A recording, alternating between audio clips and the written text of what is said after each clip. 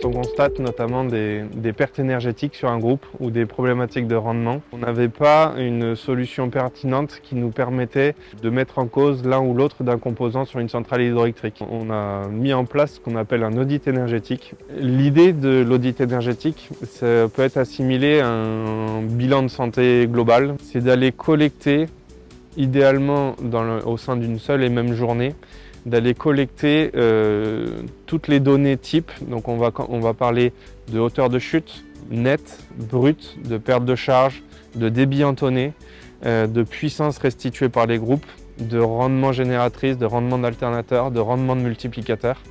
Et à partir de toutes ces collectes de données, de dresser un bilan global du fonctionnement de la centrale hydroélectrique. Le plus compliqué à programmer, c'est l'hydrologie. C'est-à-dire qu'idéalement, il faut que sur le site, le jour de l'audit énergétique, dans la rivière ou dans le cours d'eau ou le fleuve, on ait à peu près le débit d'équipement plus le débit réservé, de sorte à pouvoir balayer toute la gamme de régulation de la centrale sans pour autant avoir trop d'eau et du coup être confronté à des remontées aval qui nous parasiteraient le diagnostic. Une des complexités de l'audit énergétique, outre l'organisation de cette journée, ça va être de quantifier et de mesurer de façon fiable le débit réellement entonné par les machines.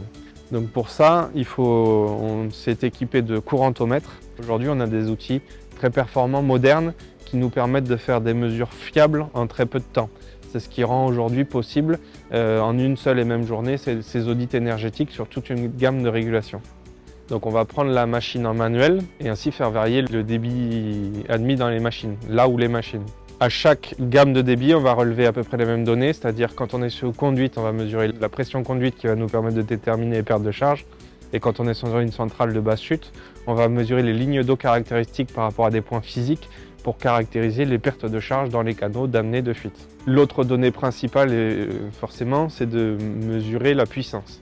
Donc à chaque palier, on va stabiliser la machine de l'ordre de quelques minutes. Donc admettons, on va stabiliser les directrices ouvertes à 20%, laisser les lignes d'eau s'équilibrer dans le canal ou dans la conduite et faire à cet instant-là une mesure de données.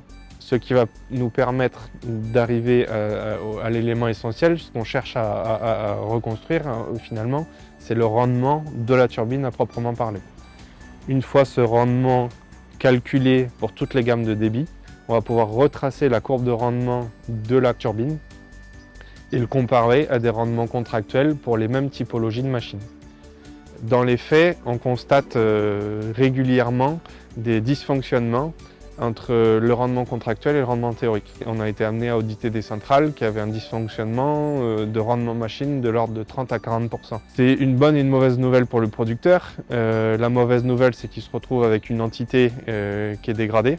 Et la bonne nouvelle, c'est qu'il y a une grande source d'optimisation. C'est-à-dire quand on a 30% de perte énergétique, l'investissement devient vite rentable à changer ou à optimiser ou à rénover son groupe de production.